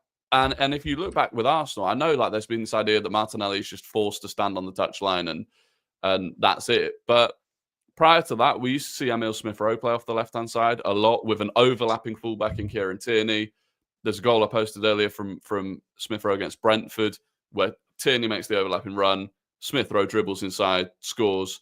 And we're more than capable of doing that with Calafiori, who loves to overlap. So, I think if you think Arteta has bought in Eze, who will be our most expensive signing this summer, if you think he's bought him in without a plan or with the plan of playing him in a way that won't suit him, I think you underestimate probably Mikel Arteta. Hello, doggy. It is interesting because I think it actually does come down to how what he expects of his fullbacks. Because I think Calafiori, it's probably the first time I've seen I know Calafiori's a bit injured last season, but like really bombing on and trying to get up and support. Like Martinelli, a lot of the time is asked to kind of just, as you say, hog the touchline and be good in 1v1 drills, which is very difficult when you're like going up against like top level defenders. So if he plays maybe Calafiori or Lewis Skelly, will he ask them to go up or say, like I know Lewis Skelly when he plays there, he kind of sits into maybe the midfield beside Zubamendi or Partey last season. Like if he's able to get up and support him, and then Eze comes in and he can kind of be a little bit more creative, similar to like Gakpo, like when he cuts in and he's kind of trying to find a pass. It'll be interesting to see what way he does set it up. But I think quality players, you're buying quality players, you're expecting quality results, and I think that's the it's the same thing with Arteta. We're asking, can he find the results to get Arsenal over the line? And he's bringing in the players of quality, then he should be able to do that. If not, then you look elsewhere. But that's the questions Arteta will have to answer to. So Arteta's going to change the way he plays. I'm actually convinced that Eze will start on the left now, unless Arsenal go and bring Rodrygo in. And now it's going to be a competition in the midfield three who's going to start. But Eze on the left is going to change how Arsenal play. I think actually bringing Eze will actually make Saka have his best season yet. Yep. That's what I think. Yeah, because it's going to release him completely. We saw teams focus completely on the Arsenal right side. I don't know what's going to happen to Odegaard now, because Odegaard have this urge to always pass to the right side. Now with Eze there, Declan Rice is not a passer, so he doesn't get the ball from the defense and go towards the final third. I think that's why we see the double pivot between Zubimendi and Rice. And now I think that Zubimendi should play higher a little bit than Declan Rice, because he's the one who can do what Odegaard do on the right side to do that with Eze on that left side. I hope that Arteta do this, to be honest. I hope that Zubimendi plays higher a little bit on the pitch instead of just being the deep line playmaker. Yeah, I mean, against Bilbao, where we looked really fluid, it was Rice and Zubimendi were much more of a double pivot. Odegaard was allowed a lot more central freedom. And I think that makes sense. If we're to do that, then you've got Eze there that should get more of the ball from Odegaard. And then if Calafiori's overlapping. And I think there's been a few things coming out this summer saying that Arteta wants to move away. So he used to basically group players into one of three categories, which was either starter, bench player, or prospect, effectively. And now he wants it to be, you're either competing for the team or you're a prospect. So basically, there should be a much bigger pool of players that there's not a drop-off where it's clear that one's a starter and one's a bench player. So I think that's where you're getting Madueke, Eze, you've got Gyökeres and Havertz. And I think on the left as well, I think there's probably I think it's to do with partnerships. Because I think Madueke off the left suits Miles Lewis-Skelly, who will come in much more centrally. Madueke will go much wider on his left foot. And then I think Calafiori is a much better match for Eze. So, yeah, I just think it's a fantastic analysis, actually. That's why you're on Sky Sports.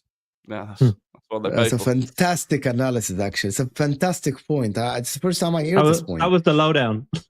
Yeah. Well, that is a fantastic point, to be honest. Amazing point about the partnership between different players on the pitch. It's amazing, actually. But I think that Calafiori will have a fantastic season, bar injuries, of course. Eze is going to change Arsenal. Of course, people are hating on it. As Real McCoy here saying, rubbish, Eze cannot beat Pep to the title. Let's see Man City after 5 games. That's the one thing I will say. They played a piss-poor Wolves team. Astonishing. Let's see them after 5 games.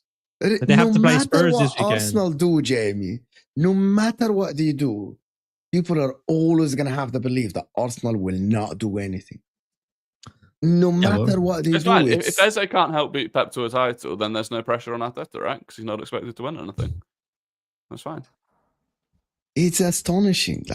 If he changes the way Arsenal, he adds a lot of firepower up top. They had a dead left side, completely dead, and everyone was screaming that. Now they're adding one of the most explosive players in the league. I don't know if you've people don't believe that Eze will change it. It's just fucking. It's like I get crazy with these opinions when people say stuff like this. I'm like, do you watch the football or it's just banter 24 hours? You just want to sit there and just banter and just make jokes, or you want to watch the football and maybe analyze it a little bit? I saw a chart from last season that was a list of the most direct players in the Premier League. So it measured basically the number of shots and key passes that a player makes in 90 minutes. The number 1 was Saka, number 3 was Madueke, and number 5 was Eze. So we got 3 of the 5 most direct players in the Premier League last season, all in one team, which is kind of crazy. And also, Eddie adds something to Arsenal that Arsenal don't have. Saturday, it's mad, isn't it? I think it'll be closer. A little bit afraid of Arsenal. I don't know if people are afraid of Arsenal with Gyökeres and Eze there. I don't think they're afraid of Gyökeres yet. I think he needs to. Yeah, I'm not afraid of Arsenal right now, just because they still haven't figured out going forward how to click. I think we've seen that at the back end of last season. I think that's something that they do find, then you'll start to worry about them. But they're going to be hard to beat, whoever plays them. So why are you afraid of City more than Arsenal if City actually didn't have a good season last season, and both teams had injuries. And City didn't add a lot of firepower in the summer. They didn't. They don't need it though. They got Marmoush and Haaland, but they don't need Arsenal have Eze, Gyökeres, Saka. Yeah, but no, Arsenal needed it though. Well, did Arsenal probably needed someone they could rely on more in certain types of games rather than needing actual numbers? Because I feel like Mourinho definitely put up good numbers. Havertz put up good numbers. That's the thing. That's the thing with. I mean, 2 seasons ago we had our highest ever goal scoring season, like higher than the Invincibles, higher than any other season. So, like, we do create plenty, we do score plenty, but it was those games where we were struggling to score that you needed a Gyökeres, basically. I think in terms of people being scared of Arsenal's attack, I think obviously Gyökeres has been bantered off the park since he arrived, but I think a run of games where he just scores and it becomes like, okay, yeah, he is just a guy that's just going to score goals almost inevitably. I think that's what he needs. I think that Havertz injury, like, if there's one positive from it, it's that he can just have a run of games starting now with no pressure that he's going to get benched for Havertz. So, no, it's exciting. But weirdly, I don't think it's going to be a high-scoring game against Leeds. I actually think it's going to be a fairly close game. I think we'll win, but I think it'll be a fairly close game. I don't think it's going to be a close game. I think Arsenal are going to smash Leeds. It's the energy, though. Right, and also, then, last season... Tell me, because I've been collecting these all week. What's score going to be? 2+ goal margins at least. Where is it, by the way? Is it at Emirates? It's at the Emirates. But do you know what? Statement, so Leeds are going to... What is it? Arsenal 2+ goal margins at least. Do the whole spiel you were going to give, though. I'm telling you, 2+ goal margins. Why are you upset? No, continue. You said Arsenal are going to smash. I want you to finish that.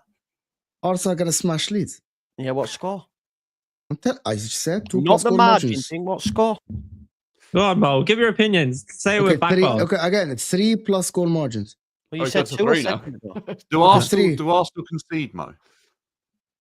No. So I will tell you this, right? I will tell you this. Last season, even at the Emirates, against the newly promoted lesser teams that we should have smashed, we didn't. We needed a last-minute winner from Trossard to beat Leicester. We went down against Southampton, needed to come back in the second half. So, yeah, last season we lost a bit of that kind of thing, particularly at the Emirates, where the atmosphere was a bit flat because everyone was just expecting that we'd win. I think Eze being announced tomorrow will genuinely help massively raise. Will he play? Will he be registered? No, not registered. No, you have to be registered. Who's on penalties for Arsenal now? Is it still Saka, or do you think Gyökeres will take it? Gyökeres is. Eze's not going to play tomorrow. It's only 2+. No, Eze won't play. Eze won't play. I think they'll bring him out before the game. I think they'll bring him out and announce him. Do you know, clean sheet as well. When we went to Old Trafford at the start of the season, they announced Varane, and then we ended up getting slapped up 6-1. Yeah. So maybe that happens. I think that was a Bruno hat-trick, wasn't it? The Gyökeres hat-trick. The Eze news has lifted the mood in our fan base 100. Oh my God, I've seen a lot of happy faces yesterday. It's absolutely... Because of how many games have you seen Arsenal look to Odegaard to be the guy that unlocks the team that's sort of set up against them and making it difficult for them? And he's not been able to do it. As good as a player that he is, I think we spoke about that a little bit on the last show that we had. I think Eze comes in, removes a little bit of that weight away from your Saka and your Odegaard. But then I also think is at such a high level that he will ultimately be the player that Arsenal turn to in those moments and be able to unlock defenses or have that bit of magic. And I also think for someone like Gyökeres as well, we've seen Eze do so well with a player like Mateta, a player that I think shares similarities with Gyökeres in the way that he plays. I think Gyökeres could thrive with someone like Eze who can probably operate a little bit higher up the pitch in more advanced areas and supply for his main man, supply for his striker. I think it's a great signing. If what you said at the start of the show is true, that Arsenal sort of waited for the Havertz injury, I think it's crazy that they did, because I thought this was something that would get... We were talking about this in like June, May time, that this might be something Arsenal going to do. I can't believe it's taken this long, because I would have thought this would be like something that's inevitable for Arsenal to make happen. Well, I think it was always the plan, but I think we were trying to make sales because we are in a predicament where Mo spoke about Eze being the girl, right? It's the girl that you were sort of keeping on the side, and then you didn't realize how much you actually wanted her until someone else took her out on a date, and then suddenly she's out. Yeah, suddenly she's out on a date with someone else, and you went, "Oh, well, I actually need to make a move here." Yeah, pulled up in the Ferrari. But no, I think it's a great signing, and it's not like an outrageous price either, is it? No, 68 million total. I don't think that's that bad. That's not. I'll tell you what, if Alanga's going for 55, Yeah. if Amari Hutchinson's 40, Yeah, then I think His it's last couple of decent. years, to be fair to Amari, have been crazy that it's gone like to that amount of money for what he's done in the Premier League. But can we please talk about Marinakis and Nuno for a second? Yeah, that is. Can I do that? Can I do the super chat and then we? Yeah, go. Mo, clip this. City is team to push Liverpool or win it. Okay, you clip it yourself. You can put it on the channel. By the way, By the way, my friend, you can clip it yourself. And the clips are open in this channel. Fans can actually clip their super chats and put them forever. I can't delete them. Actually, can you do that on YouTube? I thought that was just Twitch. Yeah. People can actually clip parts of the show on their own. Yeah. Nuno, So what do you want about Nuno Marinakis? What Nottingham Forest is an irrelevant football club. Only person that is making Nottingham Forest a relevant club is Wolfie, to be honest. It's the only person that's but it's crazy, isn't it, right? So I'm convinced he sacks him, but just because of the European thing, they're going to struggle in the league. As naturally, you just do, right? Your squad gets stretched, etc. Especially if it's your first time in. Marinakis has spent a whole of a lot of money. It sounds like he's got players that Nuno don't want. The fact that it's out there, and then Nuno's sort of criticizing him in his presser today as well. It's almost like he's begging to be sacked, to be honest. Because why would you want to get sacked? Well, you tell me. Yeah, you get payoff. Payoff. It's probably not worth the stress, is it? That Marinakis is a lot of baggage to have to deal with. Get out whilst your family is still alive. Yeah. I think the guy's crazy. The amount of times he has he walks into a job because of how well he's done at Forest. And he gets sacked now. Yes, you're absolutely right. He gets sacked now.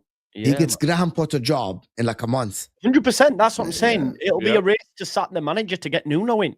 He'll get a pay rise. Actually, he'll get a pay rise if he goes to West Ham or something. Yeah, it's ridiculous. They got United when they sack Ruben Amorim. You have been so adamant that Ruben Amorim is going to get sacked. You're so I think, you know what? With that United game as well, I think there definitely was positives, but I was like, come on, man. Like, we know this United team. We've seen it before. They get really ahead of themselves and then it just collapses. I'm like, let's see it after 10 games what they're like. Then we can start to judge them a little bit more. But if Amorim was to get sacked, I think Glasner would be put into the mix, I really do. I think Glasner's profile for the squad that Amorim's trying to build isn't that dissimilar. And I think he obviously he's ready to leave Palace. The guy at Iraola. No, I don't think I think the system with Glasner is so similar. They've already spent so much money backing a manager for a system that I think Glasner is. Nuno's a great shout, by the way, because Nuno obviously has proven that he can get results with the same sort of system. I just think they can't keep going to back managers if it doesn't work out and then rebuilding a whole squad for that manager again. They might have to look at the squad with what they've got. If they hire Nuno, then Man United fans will get crazy because of the defensive structure. Man United fans are still entitled to the point that they think they should be a team that is so dominant. And they have the players to be dominant. So they are Nuno. I think fans go crazy. I don't know if Manchester United's midfield allows them to be dominant, if I'm being completely honest. They were dominant against Arsenal midfield. Yeah, they did, but I think Arsenal were probably having an off day, to be honest with you. I'd expect to see better performances from Arsenal going forward this season. Yeah, it turned out like half the squad had been ill. Like Zubamendi was so sick that he basically didn't train, wasn't part of the media days or anything in the build-up. And apparently quite a few of the other players were unwell as well. So because we did look like very tired, slow and tired, and yeah, it was a weird game. But that's where I'm like, again, with Amorim, really, even since he came in, they've always looked better against bigger teams anyway. Yeah, and still lost most of the time. But they actually look better against the bigger teams. It's Fulham will be a great game as an example of have they actually improved. Yeah, I think they're playing. That's what I mean. They play well against the big teams. And I think one thing we United over the last few years is they kind of get this push of when they sign players. There's like optimism start of the season as well. And fans are back on side and they haven't that. They're kind of just like, right, let's just put last year to the side and let's go again. And because they're a big club, they have big fan base, sign and stuff like that. But they just can't find a consistency. And until I see that they're going to have that consistency, I'm not going to say that, oh, well, this is going to work out. Like his 7 7 wins in 28 Premier League games. Do you know what I mean? And like that's just abysmal. Yeah, So, and the one thing I would say last Regress. season is they didn't improve. He didn't improve a player. There wasn't one player. If anything, a lot of them regressed. So I need him to see. I need him to see Kobe do Manu that before I was the start. truth. Kobe Manu was the truth. He was going to be all this, you know, He's this. still the truth. He just doesn't. He doesn't suit that system, Joe, at all. Kobe honestly would be better off having. The manager has a player that people are considering generationally won't play him, so that's not a good look.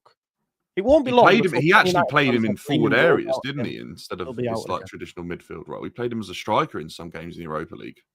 Mental. He did play well. To be if fair, Mino goes Inter, oh my what's god! the If he deal goes with Spurs, Arsenal, by the way? Like, what's wrong with them? Spurs are talking about selling Richarlison, and 2, obviously, what do they do now? They've lost out on Eze.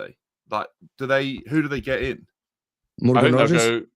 No, they won't get Rodgers. Nah, that's not a better move for Rodgers. If Rodgers Guys, became available, if Nicolas Jackson goes to Aston Villa, that will be the deal. yeah, but if Rodgers becomes available, he doesn't go to Spurs. That's the problem. Spurs are going to keep encountering, as they did with Eze, is that a big official come in. Rodgers is too good to go to Spurs, and it's also a sideways step. Yeah, I was going to say that's not a progression, is it? It's not. I think they'll end up with like El Canus or this Akluche guy. Oh, yeah. I think they'll end up with a step below, and maybe then they get Savio on top. You guys don't think that Morgan Rodgers going to Spurs makes them really top 4 contenders? No, you're not understanding. I'm saying Rodgers won't go to Spurs. Not Spurs won't go for Rodgers. So who's gonna go Rodgers for him? won't go for Spurs. He's gonna reject him. I saw Liverpool linked to him. I've heard previously that Arsenal was sniffing around him. City possibly. Like even Chelsea would be in for him. One of those four. Chelsea would be in the one of those 4. If they hear that Rodgers could be on the move, we'll just go. Do you know what? We'll take that. And if they do, Spurs are left. Spurs are not a big club. We've had. I don't know who is. No, we've had this argument. Who's in the top 6 group with us? None of you, right? With the football terrace. There was a massive argument about. You guys were there, right? Well, I'm in the group. I have the chat muted. I logged back in. There's like 600 messages, and the argument about is Spurs a big club, is Spurs a big team, or they always a big team, and oh my god, and yeah, they are. They are a big team. They're not. They have the history though, Rory. Okay, but you can't. I don't think you can group the big 6 as one thing because I don't think Spurs are on the level of the other 5. Basically. Then they don't have the history. The big 6 always come down to the revenue. Roma has more league. Napoli have more league titles in Italy than them. Yeah, but that's different. And Napoli are not considered a big club. Spurs are a big side because of what their history allowed them to achieve. At one point, they were the club in England that people were wanting to flock to watch. That is part of their history. You can't get rid of that. There's like a massive motorbike going past, and then also there's a massive what? There's a motorbike going past. I don't know if you can hear it, but it's so loud. So yeah, I think Spurs are a big club, and I think financially they can compete with the bigger clubs, which teams of a similar sort of stature to what they've achieved as Spurs in the league can't. But but okay, they're bigger than the majority of Premier League clubs. But then when it comes to the conversations with the big clubs, I don't think they sit at the table. And you see that in the transfer market. When was the last time Spurs beat one of the big clubs to a player? When was the last time Spurs went head-to-head with one of the other big 6 and beat them to a signing? In my opinion, there is no one was in for Kudus though. I wish Arsenal had. Then nobody actually inquired. Nobody actually went in for it. No one, 0 people inquired about Kudus. If we're being honest, right? Yeah. You know, with the Spurs thing, Newcastle and Villa are just underneath this, right? If they continued in their trajectory, that's the sort of group that Spurs are in my opinion. They're not, and I agree with what Rory says. That's the sort of group. They're not. There's an in between. I agree with what Rory says. Like if they competed regularly, But Newcastle. Spurs financially, Joe, make so much that they enter the conversation of the level But they above. never do, though. In terms of look at their wages. I think they've got like 4 players that are on over 150 grand a week. Or something. Because they've got a ridiculously. They've always had a ridiculously strict wage structure. With right, but so this is the problem. This is the problem. They don't spend like a big club. They might make money, but they don't spend it in the way that the other big clubs do. Well, they do though, don't they? Because they've gone and spent a lot of. Okay, not all the time, but they do have the ability to go and spend a lot of money on players, and we've seen them at times spend huge amounts of money on players. At times, and they've probably produced players in recent years or obtained players that have been a slight level above some of those other clubs as well. You know, they've had the best striker the Premier League's ever seen, if not one of them. They've had one of the best British players, if not the best British player ever. They've had Modric. They've had some top talent come through Spurs, which I think has helped them sort of stay in that conversation. And they did have periods of time where they were in a Champions League final. They've won the Europa League. They've won a European trophy now. They've obviously not won a lot of stuff in England. That's the whole Mickey take around it. But I think Spurs are a big club, but I do think they're firmly 6th of the top 6. Yeah. To be honest, that's how I view a big club. It's not about revenue. It's either you get double digits league titles in your country or the Champions League, basically. Not Europa League, nothing. Chelsea, they have 6 league titles, but they have 2 Champions Leagues, 2 Europa they've also, Leagues. They've also got the best. They've got the best stadium probably in the country. They make an absolute fortune season in, season out. It's all money, Dan. It's all money. Yes, but money talks in the sense of the conversation of the big 6 in the Premier League. It does. It allows these clubs to flex to a different level than the other teams that aren't in that conversation. Okay, so Spurs. So then I'm gonna. If Newcastle, as Joe said, catch up in terms of revenue to Spurs, does that make them as big as Spurs? They probably never will. They're already. That's how well run Daniel Levy has Spurs as a business. Newcastle probably never will. If they do, do you know that Newcastle are close to Chelsea, right? Yeah, but everyone should be fearful. Newcastle are closer to Chelsea than, I'm just giving the information that I'm reading now, are closer to Chelsea than you are close to Man United or Liverpool. Yeah, and that's what revenue allows teams to be. But the problem is, Dan, you're talking about how well run they are as a business. But I think how well run they are as a club. The two have merged so much in recent years that I don't think they're a well-run club. They're not. Well, they're a well-run. Financially, they are a very well-run club because the club for not winning to generate more money than Chelsea, Rory. No, like without the success that Chelsea had over the last 20 years, it tells me that you're not understanding what I'm saying. Okay. A business, when it comes to money, right? Yeah, Daniel but Levy, the two have merged now, Rory, haven't they? The two have merged. Where is the evidence of that? Clubs are a business now because the revenue that they're supporting, the way I'm not listening. I'm not understanding Rory's point. So make your point. I'm Rory, saying I'm not understanding. as a club, right, where the ambition is to perform well. They had, like you spoke about, they had the best striker in the world arguably at one point. They never built around him with all the money that they make. They never built around him a title-winning team or a Champions League winning team. That is like they've won the same amount of trophies in the last decade as Newcastle, right? So it's all well and good being run well. And you look at this transfer window as a club. All Daniel Levy had to do was stump up an extra 5 million to get Eze. Failed to do it. Morgan Gibbs-White, whatever happened with that, failed to do it. Can I challenge that, Rory? That's the difference. Can I challenge that in one thing? They built a Champions League winning team. Reaching a final and losing to Liverpool that's the definition of you're building a team that is capable of reaching the final and win it. Because that's exactly what happened. Different circumstances, they would have won the game. You know what I mean? Yeah. Tighter, they were in a tighter. That's Liverpool, for example. I mean, but that's not a Champions League winning team. That's not a Champions League winning team. In that final, Dan, the fact that they reached the final, that is building a team that is challenging for the league because they challenged. All right, look, this is going to play down my argument, but they did get incredibly fortunate against Ajax, to be fair, in the first place to be there. But also, they did build a really good team. They had a good team. But what did they do with it? That's the thing. Look at what Liverpool then did. Well, they tried, didn't they? But they had a manager that probably wasn't. So that goes to Arsenal then. So if Arsenal don't win the title, does that diminish everything that Arsenal have done over the last 4 years, building a team that is a Champions League semi-finalist, maybe we might look. Does that diminish the work?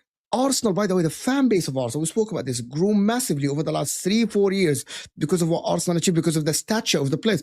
Declan Rice has a massive follower, right? Sorry, by the way, Declan that's Rice himself. Yeah, but that's kind of another Saka, argument. Spurs fan base didn't massively grow when they competed for a Champions League title. Not massively. Because I know in America, and I know in Africa, I know in Asia, they grow in America in the time where Pochettino was there, Harry Kane. People loved Harry Kane here in America. People like bought his shirts and stuff. Son in Asia. But do they still follow Spurs now? The people that loved Harry Kane? Yeah, probably look not. Look at there's a lot of content. There's a lot of content creators in America that support Spurs. Where's that coming from? They would have got a big boost from Son as well, no? Yeah, obviously Son's gone to LA for like a huge amount of money as well. So they're probably, Mo is probably saying the truth there, that they did grow in America, but we probably didn't feel it here. No, I know for a fact I didn't see. I know from the club that Tottenham Hotspur fan clubs here in America, they grew bigger. I have friends here that are Tottenham supporters. I'm telling you, I've played in teams where they bought the Tottenham jerseys, right, for the team, because one of the American guys is supporting Spurs, and he started supporting Spurs because he started watching the Premier League, coming to NBC when when they started Vertonghen, you know, that generation. In America, a lot of people used to support Spurs during that time because of that team that challenged and that team that reached the Champions League final. And there is people that supported them before because they had a couple of American people. Brad Friedel, if I'm not mistaken, played for them. Yeah. And they supported them. Clint Dempsey as well. They grew in America, but the time they were challenging because of Pochettino's work and because of Daniel Levy's work, right? There are people that travel from America to go to the Tottenham Hotspur Stadium. I'm sure there are some. I just don't think that they are I don't think they run like a big club. I just don't. Okay, can I give you an example? When I went to England with my wife, I went to the Everton Stadium because it was 2 tickets that were available to us. We were going to the Etihad, right? We were going to the Etihad, and we were in the train station, and we had 2 hours, and someone told us Arsenal. I knew that Arsenal would play, and someone told us, why don't you find tickets? And we went. But the stadiums I wanted to visit were the Chelsea, Arsenal, Liverpool, Man City, Spurs, because the stadium. Me and my wife went to Spurs. We were amazed. That day by the stadium and how well run the team, that the whole club. Mo, what was the trophy cabinet like on the tour? We didn't go on the tour. But again, that's the business side, right? That's still bringing in tourists, having concerts. I just think, and as an example, right, when they made the Champions League final, they didn't capitalize on that as a club. They didn't invest. And if you look at Liverpool, that's when you're right. Exactly. So what did Liverpool do? Right? When they got to the final of the Champions League, they kicked on. They invested more than they'd ever invested to make sure they got over the line. Arsenal are trying at least to do that. We might fail, but you can't deny, since getting back into the position of challenging for a title, getting back into the Champions League, we're spending more than we've ever spent. 4 of our most expensive players in our history are in the current squad. So we're at least trying to then get over the line. I feel like Tottenham just didn't do that. They had an opportunity that kind of presented itself with that squad. To be honest with you, I hope that Newcastle take over from Spurs, to be honest. I just don't think that. I don't think any of Newcastle, Villa or Spurs will ever catch up to what is now the Big Five. Newcastle, if they're allowed to spend, Rory, they will. I just don't think they will. No, I think Newcastle will over time. I think it's just going to take a lot longer than, say, what Man City. Not when fans like you, Jamie, making Isak throwing a tantrum and just they're losing their best players. We're not doing that. I don't think they'll ever be able to spend enough to do it because of the rules. Like, Man City only managed to make themselves a big club because they could spend at free will. Newcastle will never be able to do that. So I think the more they get in the Champions League, the more bigger sponsors but I don't think they will get in the Champions League next year, Jamie. That's the problem, right? Yeah, but they'll be in and out. But like that revenue that they're generating from the Champions League, that will help them in terms of growing. They'll grow, but what I'm talking about is bridging the gap. For the revenue or something worldwide or something like that. What's that? Was it? Isn't it changing next year, PSR? Isn't it to do with revenue and stuff? They want to make it more in line with UEFA. But that makes it even more difficult because it makes it even more. UEFA are more strict, Joe. Yeah, UEFA. But in terms of revenue, I mean, I'm cool with that. We do all right. Yeah, Leeds are the only championship club that is actually competing with the big dogs. But then isn't there a suggestion there that because Newcastle are so limited to where their fans are I just don't see the thing is with England, right, is I don't think there's much room for these clubs to grow. I think they can obviously attract new fans coming into football, but I think that's quite limited. I think these clubs have to find markets that are sort of relatively untouched in other areas. Trying with the Saudi market. Do you remember the younger fans? The younger fans then. So yeah, but the younger fans is pretty much set in stone as to who the family sort of are already supporting. Because I saw in Egypt, I saw kids wearing Isak shirts. Okay, yeah, but maybe this is what I'm saying. They have to go to other continents and other places in the world, outside of England. And I think that's what Spurs did with Son, and I think that blew them into a different stratosphere with the revenue they could create from that market. And I think what Newcastle have to almost find that with a player, don't they? Listen. At City, the end, City have done it now, Mo, haven't they? That City's new built squad this season is like 4 Arab superstars. No, Nouri Algeria, Marmoush, Egypt, Ryan Cherki, and Ryan Cherki is French, Algerian. What's Reinder's heritage as well? I have no idea. He's Dutch. I know he's Dutch. He's Dutch, but he's not. I was like, sorry, yeah. I don't know. Ryan Cherki is French, but he's not French. His name is Ryan Sharqi. Is he Algerian or? It's Algerian, Morocco. His name is Ryan Sharqi. It's basically his dad's name, and his name are Arab names, like Dutch, Indonesian. Okay, so maybe 3. Okay. But still, either way, I think Manchester City have obviously identified that. I think in terms of marketing, there's a huge space in the football world that could be targeted. Well, we'll see how it goes. I'm not sure if Spurs actually don't finish in the top 6-7. I think that project is dead. Basically, Nuno is no different from Erik ten Hag or Ole Gunnar Solskjaer, who played defensive football, which papered over the cracks in the short term, and that was a long-term disaster. That is exactly what I'm saying, to be honest. RSV. Solskjaer had a good record in big games, no? Amorim didn't get smoked in big games like Ole Gunnar Solskjaer. Erik ten Hag got smoked in big games, and Ole Gunnar Solskjaer did all right though. Solskjaer was all right. Didn't he lose 5-0? Yeah, he was at the wheel. Liverpool and City. Yeah, but that was like towards the end when they fell apart. I think they lost to Watford as well. But I remember they got some memorable results against City away. Liverpool. I remember the Pogba. No, that's more the Pogba. We'll see how it goes. But listen, people, I want to thank everyone that joined us. We stayed longer than I expected, but it's a good conversation. Thank you for all the guys here giving us their time. Just a Joe football show. Watch along for Arsenal Leeds. Absolutely, it's going to be amazing. Rory's going to do watch along. No, Rory's in the stadium. No, a bit again. Rory's in the stadium. So go check out Rory's channel. It's going to be long. It's going to be a long afternoon. You're getting annihilated, bro. You're crying in your watch along. Clip him. Rory's releasing a video today about Eze and all the stuff, and probably he will go live sometime today as well. The football story in the description as well. Follow Jamie on Instagram as well, the football story, because he does a lot of good work. There are a lot of good reels and stuff. I'm doing a series this season, and I'm doing like counting all the VAR like incorrect decisions. So it's 3 I counted last year. So I got at the end they go VAR made or admitted to making like 12 incorrect decisions all season, but like realistically it was probably like Arsenal. Yeah, Liverpool win the title. Arsenal mistakes and the whole series is deleted private on YouTube. Some people have requested me to do it, like tally up the teams, but I might do that like every like 10 games or something, because I think it'll be too much if I do it that way. But yeah, I'm going to do it. I have 3 so far, but I'm predicting about 115 incorrect decisions straight season. 115. Guys, this will take you to Football Terrace with Terry, Don, and Staffy. I'm live later on MHF with Hussam, Nobbins, and a big panel at 5 p.m. UK time. I will see you guys later. We're out of here, people.